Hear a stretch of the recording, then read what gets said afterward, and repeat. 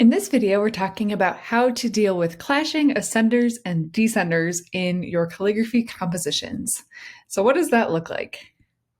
In this example here, you can see that the letters J and Y are running into the L's in the word little. So this isn't the end of the world. This quote is still legible. You can still read what it says.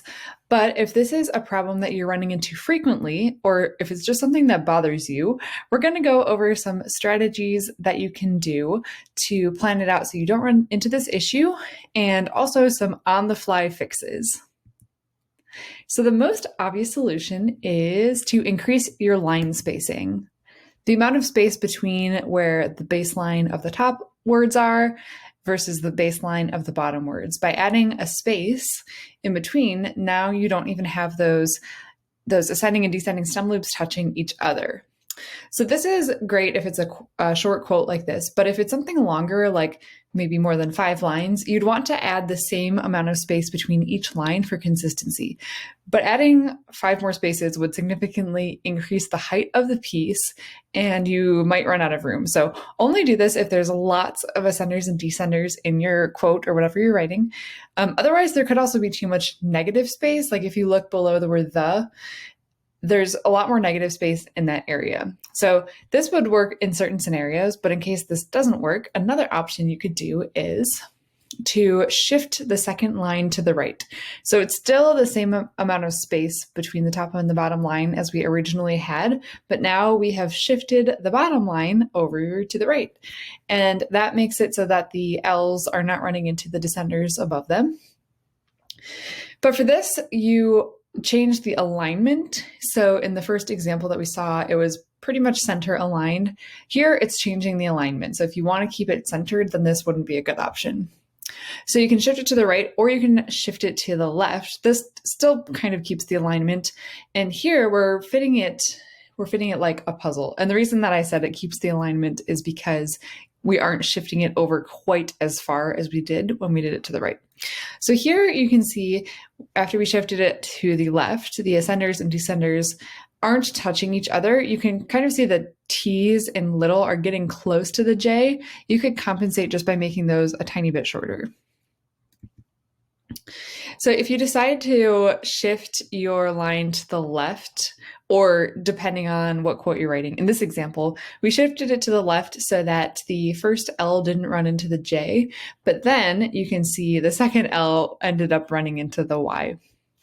So you might have to play around with the layout and see what ends up working with your specific scenario.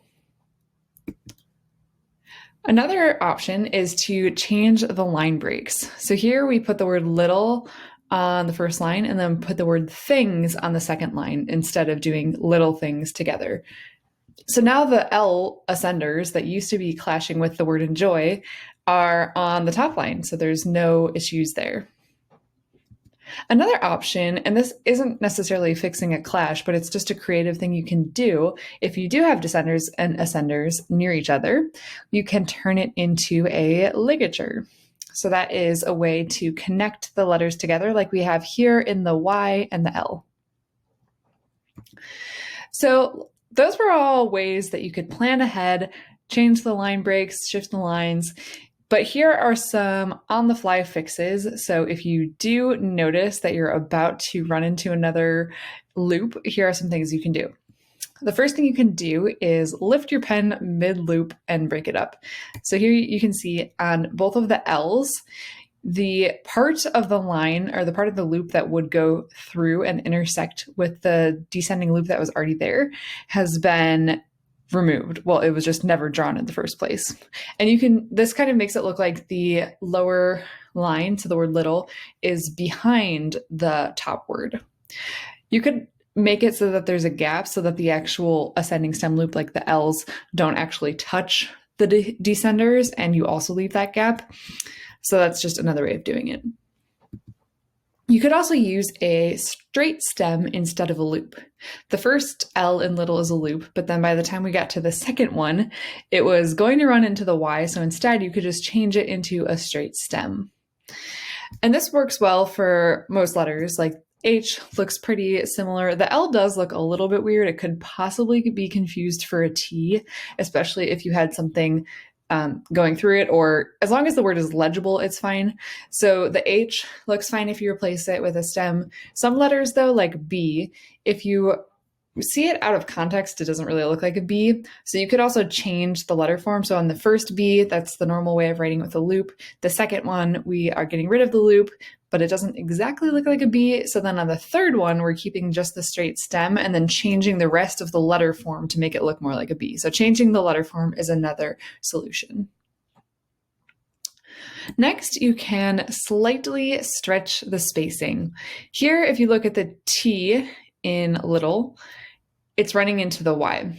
So to fix that, if you were writing this out, imagine that you've already written enjoy the, and you started writing little, you wrote the L, you wrote the I, and then you're about to write the T.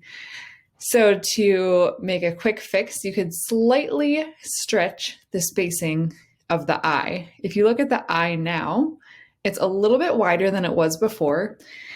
It makes it so that it's not perfectly consistent. So the base of the I normally would be the same as the base of the L and the T's, but here it's stretched just a little bit so that the top of the T no longer touches the Y.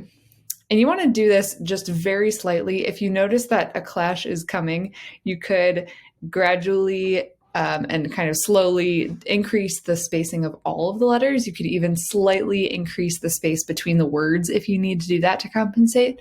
But you want to make sure that it's not super obvious. I'll show you an example of what that would look like in a little bit. You want to make it so it's not super obvious and also so that the word is still legible.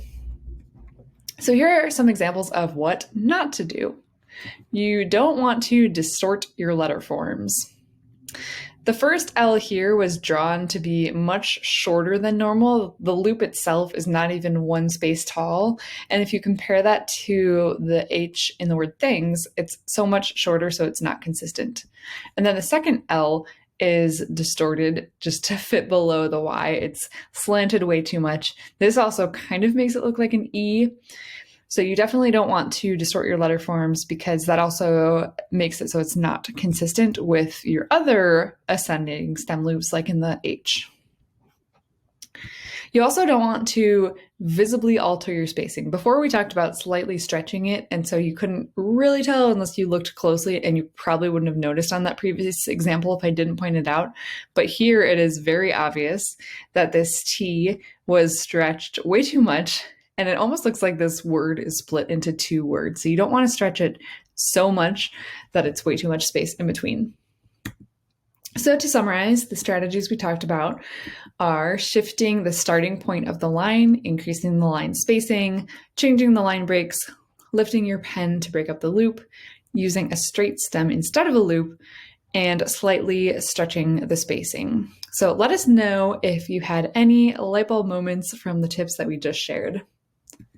So what happens if you have long quotes? So we do have a video that you can watch for free. The link is in the description. And here we talk about how to draft longer layouts. We come up with a genius hack that we wanted to share with you of how to plan out your longer layouts. And this will help you figure out where the possibilities of clashing ascenders and descenders might be so that you can use these strategies to plan ahead. So this tip is also inside of our Composition for Calligraphers course. This whole lesson is in there as well, along with tons of other tips. This is our online course that teaches you how to make compositions with your calligraphy. It includes short but detailed video lessons on the elements and principles of design, a visual summary of all of the elements and principles in an idea bank for quick reference. It has over almost 100 ideas that you can add to your compositions. Practical videos on the mechanics of the drafting process. So how to actually create the compositions, use a light pad, how to get curved baselines, how to get things centered, all of the actual mechanics of how to actually do it. Guided exercises to apply what you're learning right away, improving one thing at a time. A step-by-step flow chart to give you structure through the design process so you can create something from start to finish. And other things that we thought would be really helpful, like tips on how to refine your design, a checklist to know when you are done, quote prompts so you don't run out of ideas of what to write, and more bonus tips like how to use color in your compositions. So all of this is inside Composition for Calligraphers. Check the description for a link to join our online course. We would love to have you inside. Thanks again for watching this video. We hope you learned something new, and let us know in the comments your favorite tip that we shared.